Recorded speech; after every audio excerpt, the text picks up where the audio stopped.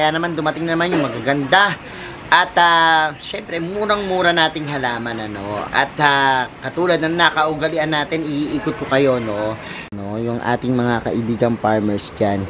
At nakakatuwa po dito. Yan, every time na may dumarating po na halaman, ang ganda ng bulaklak niya, Pinag-aralan yung lupa na yan para naman po doon sa mga nakatira po sa lowland. Hello everyone, this is Sir Misuna of Mini Dino Park and Eco Garden and welcome back sa ating YouTube channel. And for today's video, grabe, new arrival po dito sa Mini Dino Park and Eco Garden. Kaya naman dumating naman yung magaganda at syempre murang-mura nating halaman at katulad ng nakaugalian natin, iikot ko kayo Pero alam nyo po ba, grabe, 60,000 views kagad tayo doon sa ating pag-ere kanina konting oras pa lang yung lumilipas. Grabe Yan po tayo nag-live sa Mini Dino Park and Eco Garden na page. At grabe yung pagtanggap sa atin. Blockbuster talaga Kaya naman po, ngayong araw na to na sold out na. Pero ganun pa man, papakita ko pa rin po sa inyo yung dumating na halaman. Kaya kung ready na kayo mga ka-MVP, tutok na po.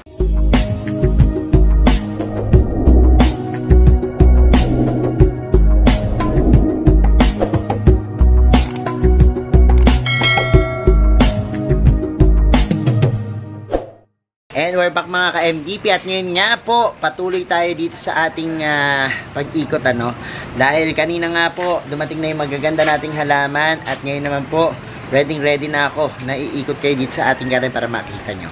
And ayan nga po, dumating na yung ating magaganda at murang-murang halaman dito sa Mini Dino Park and Eco Garden Sa mga hindi po nakakaalam at bago lang sa aking YouTube channel, nagtitinda rin po ako ng halaman Actually, marami po akong koleksyon ng plants house plants. Pero yung binibenta po namin dito is mga succulents and cactus nanggagaling po sa Benguet yung ating mga kaibigang farmers diyan. At nakakatuwa po dito. Yan, every time na may dumarating po na halaman, nakaka-excite kasi iba-iba po yung itsura nila May iba't ibang kotet, iba't ibang kulay.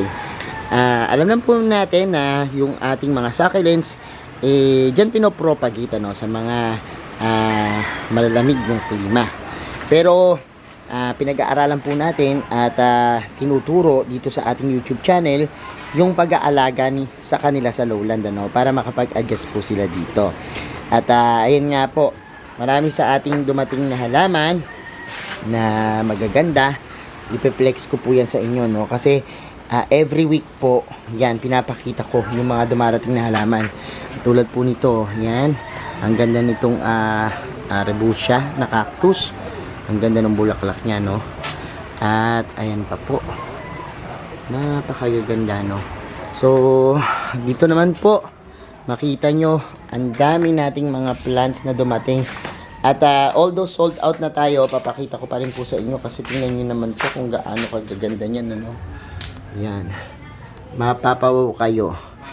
At kanina medyo maulan yung ating panahon, pero nakakagulantang dahil yung ating mga viewers kanina sa kanang dami at enjoy na enjoy tayo kasi sa live po ng Mini Dino Park talagang nagkakasiyahan po dyan at nagkakatuwaan. So ang daming pakyaw sa atin ngayon.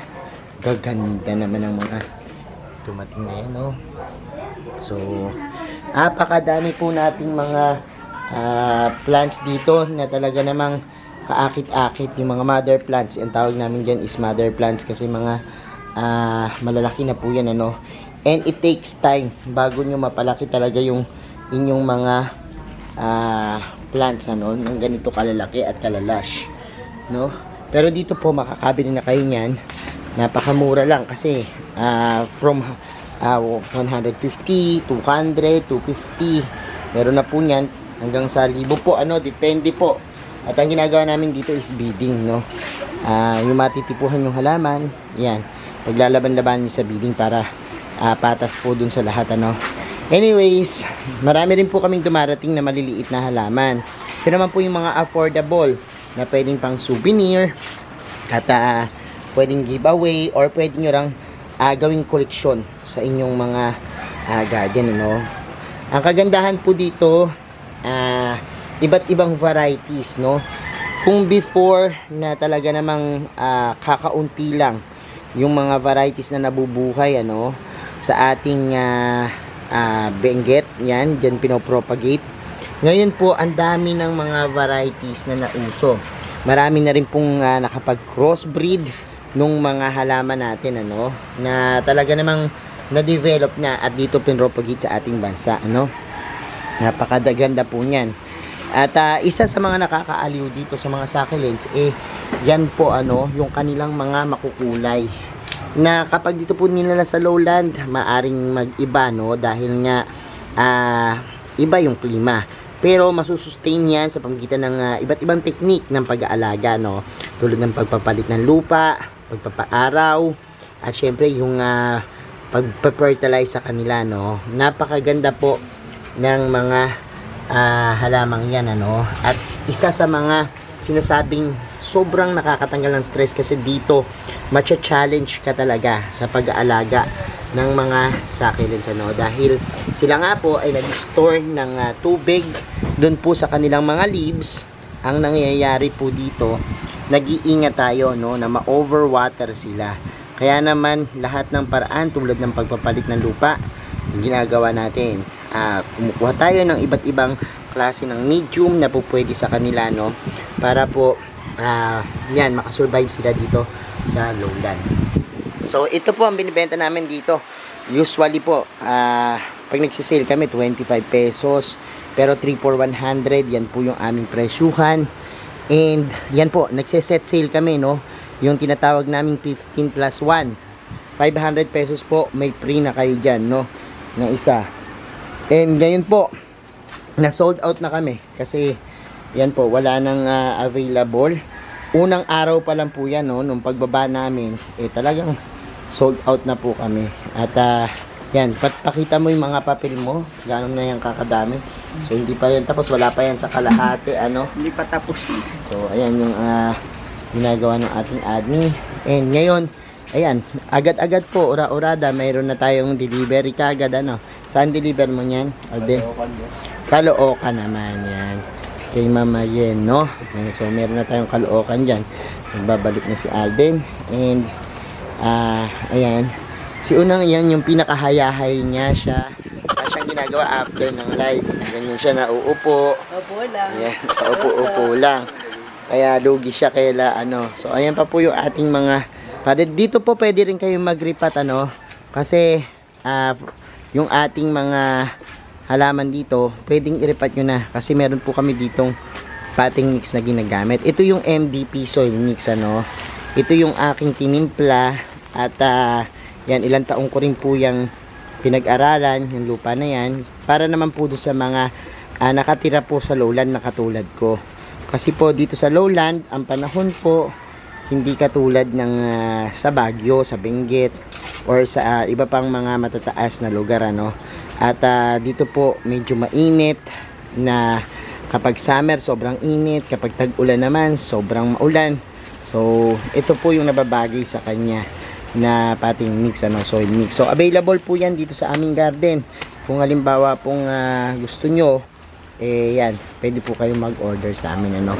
At pakita ko po yung mga ilan sa mga collection natin dito, no. Doon sa Plant Museo ni Doktora, pakikita ko po sa inyo yung mga halaman niya na ginamitan po nitong ating potting mix. Narito po ang Plant Museo ni Doktora sa Mini Dino Park and Eco Garden.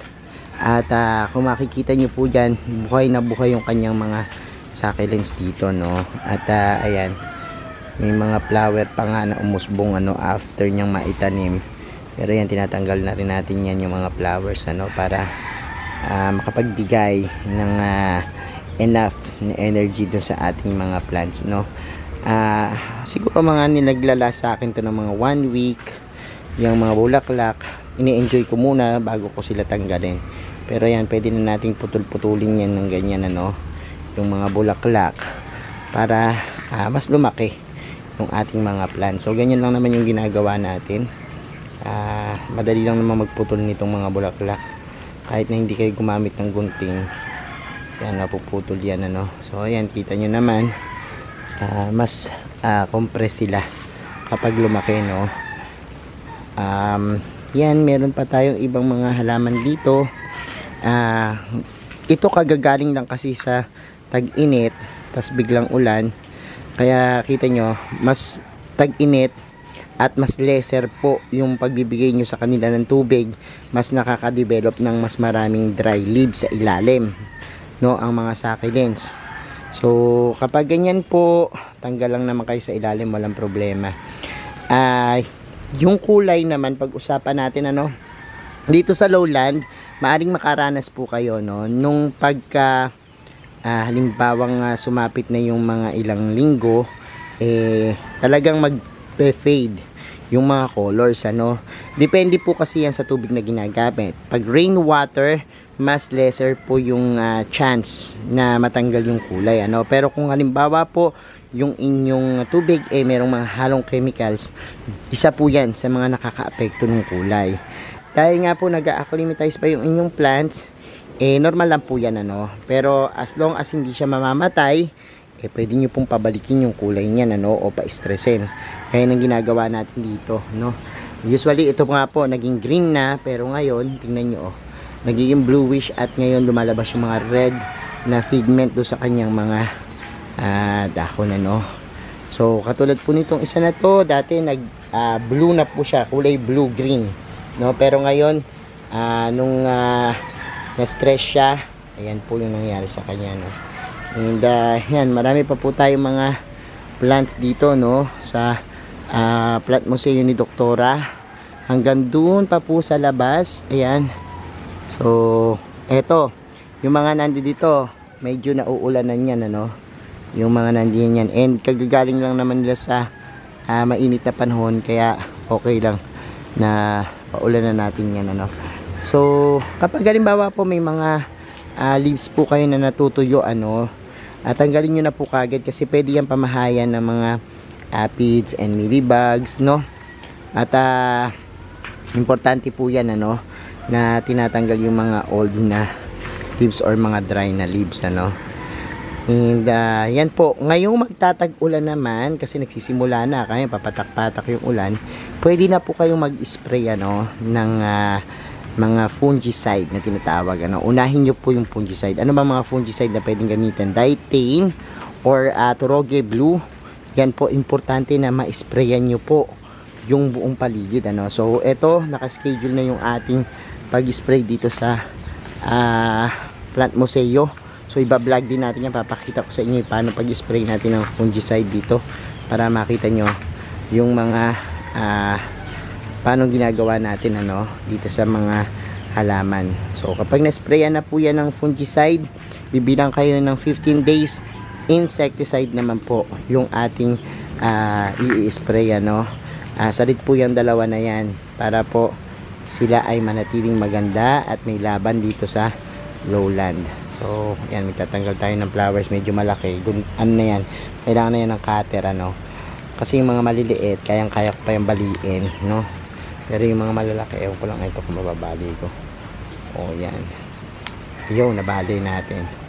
So yan, and eto, na-sprayan na before ng Turogi to, yung pinaka dati-dati pa. So ganun lang naman, salit sila ng pag-spray habang maulan. Tingnan natin yung mga iba pang plants dito. Yan, kakaiba. And ayan yung ating, ang ganda nitong ano niya, oh. So ayan po, no. Maraming mga magagandang halaman si Doktora dito na pwede nyo pong bisitahin, ano. Kung halimbawang bet na bet nyo po na makakita ng iba't ibang klaseng plants, pwede po kayong pumasyal dito sa Mini Dino Park and Eco Garden, ano, para makita nyo po yan kay Doktora Maribel Pobre Ramolete na mga halaman.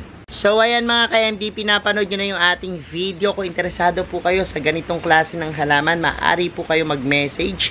Ipopost ko po yun yung ating pages, yung Mini Dino Park and Eco Garden at Hermes Unaho Plants.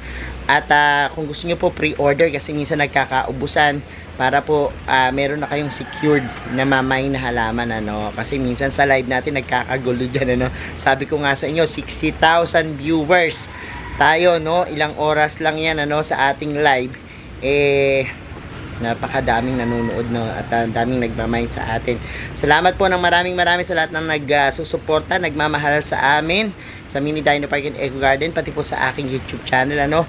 Kung hindi pa po kayo nagsasubscribe at bet na bet nyo po yung ganitong topic, plants and gardening, mag-subscribe na po kayo dyan. Huwag nyo pong kalimutang i-hit yung notification bell para lagi update sa aming latest upload, pati po sa iba't iba nating social media accounts, sa ating TikTok, Instagram, Facebook pages. Search nyo lang po Hermy Sunaho or Mini Dino Park and Eco Garden, makikita nyo na yan. Salamat ng maraming mga ka-MDP, and this is Hermy Sunaho, nagsasabi sa inyo ng happy planting. Bye-bye!